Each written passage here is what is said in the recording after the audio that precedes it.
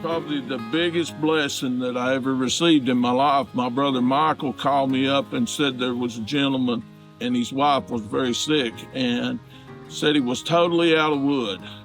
And he was taking the boards off his barn and burning them because he couldn't leave his wife. And when I come home, I told my son and my wife, I said, we got to take that man some wood. So we had some there at the house. We busted it up a little smaller.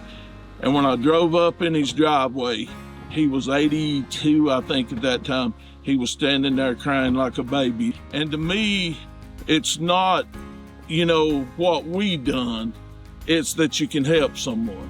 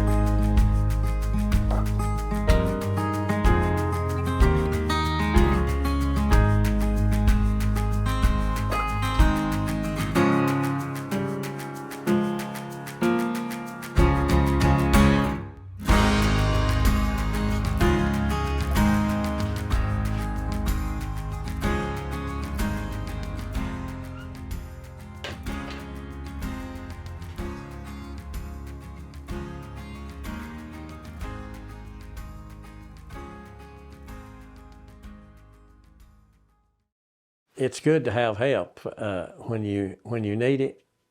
It's good to be able to help when you need it. When you need to help somebody, it's the blessing comes from being able to help. It don't take a whole lot sometimes. It don't take a big rock to scotch the wagon. You know what I'm saying? So that blessing you get from scotching the wagon, though. So if the wagon rolls down the hill and destroys everything, it's a big thing. But with one little stone under the wagon wheel, that can stop that whole catastrophe. Yeah, you can make a difference. That willingness to serve. That willingness to serve. And I have, down through the years, I've said, if I take care of my neighbor,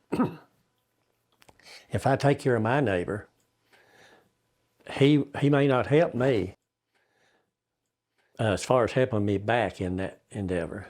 He may not ever pay me back as far as payback. But if a next neighbor down there has a need, he may go help him while I can't help. So it's a circle. It always comes back to you, because sometime in your life you're going to need help. You just don't live by yourself.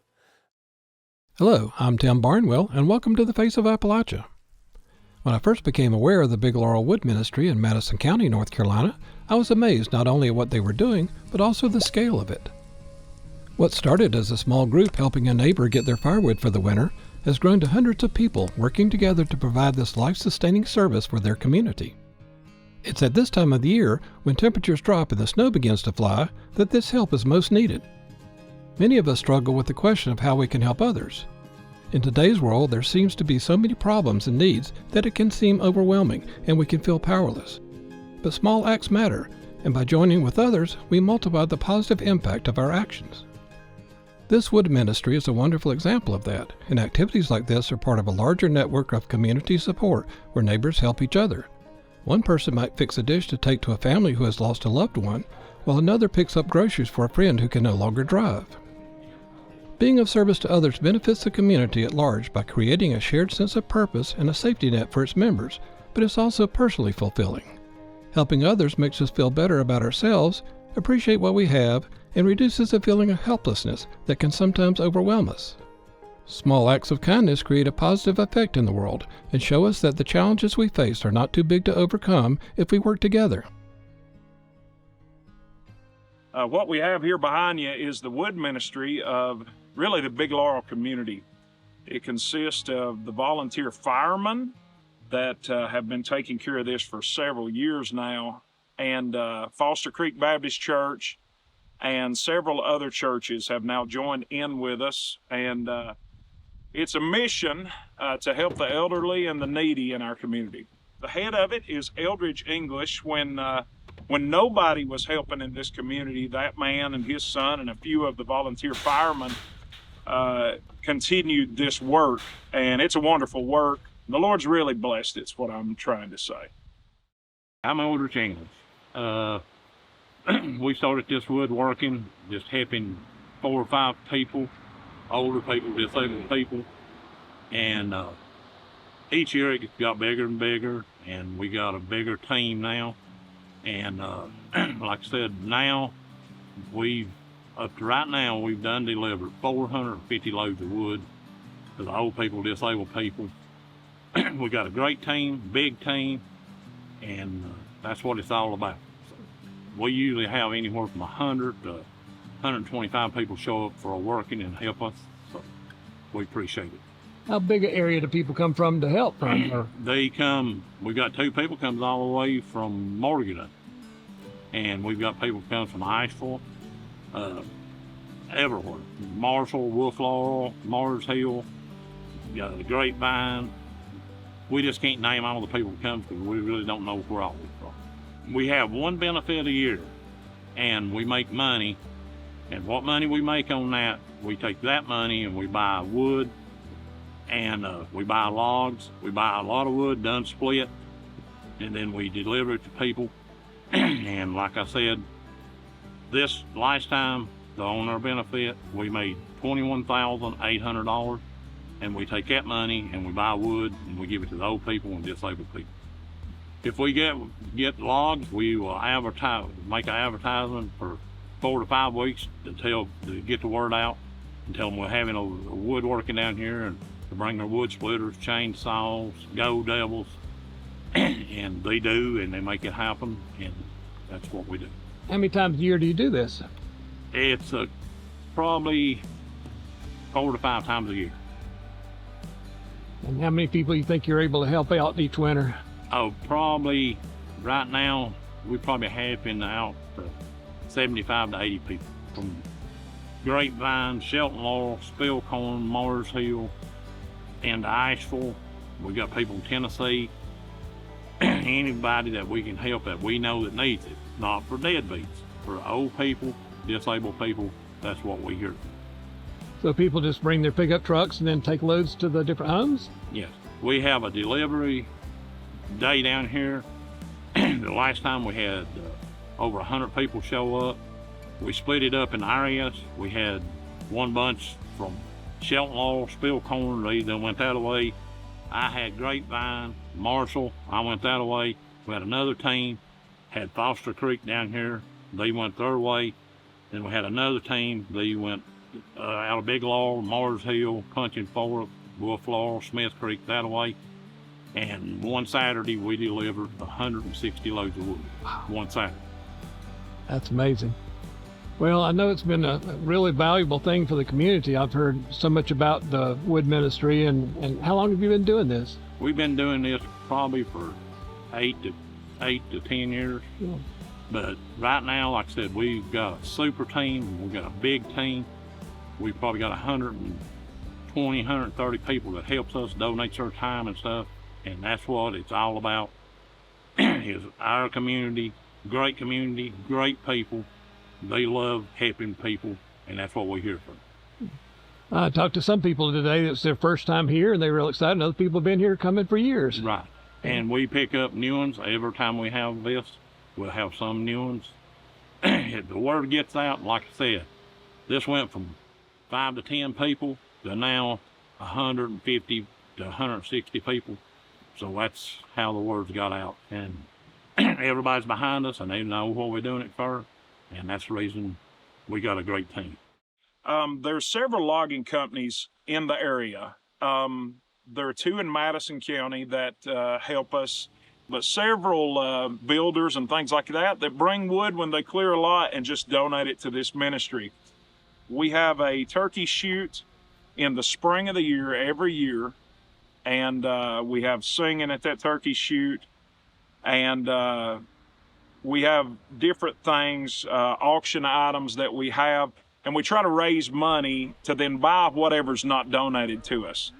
And we have a group of timber company in Tennessee that brings the bulk of the wood, the majority of the wood. And if you see here to my left, this pile that's here, they'll bring in the wood, which you've seen in some of the pictures, in logs. And then from the logs, we'll take and split it with chainsaws and then bust it with our machines here behind us.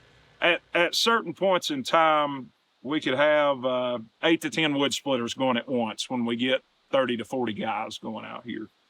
But that's kind of the process. Once we get it all busted, we got to haul it. So we have a sawing day, a busting day, and a hauling day. So it takes a lot of work and a lot of effort, but we found it to be a ball, all of us guys working together, and just a blessing, fellowship.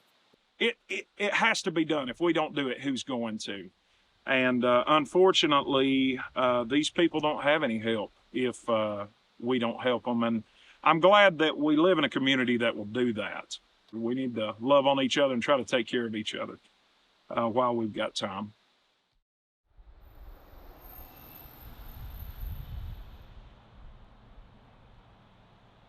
We thank you for your blessings along the way, and we know it's in you that all things are done. We pray today for the ones that's doing the work in the wood. We ask that you bless them.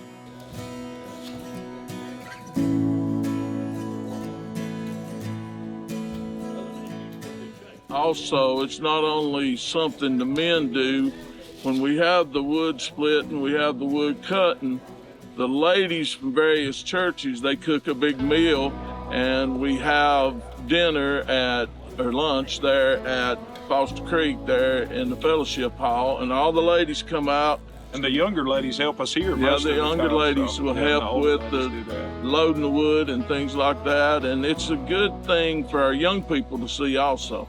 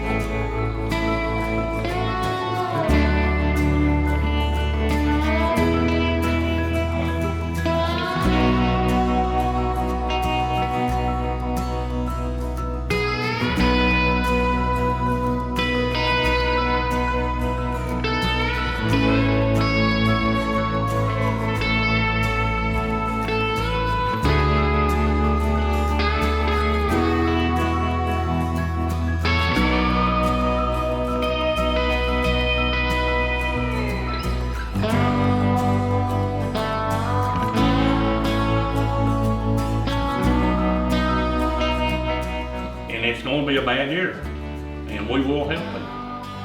And some of them ain't going to be old, some of them ain't going to be this late. Had a guy call me the other night, needed a load of wood. Got two girls, they can't afford oil, they can't afford groceries. We will take care of it.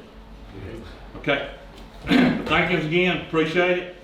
The next wood we'll get maybe 4 or 5 weeks, we'll have another woodworking. We done for the day, and cause there ain't no way of working out here eating this dinner. But like I say again, we appreciate everybody. So, thank you. Good,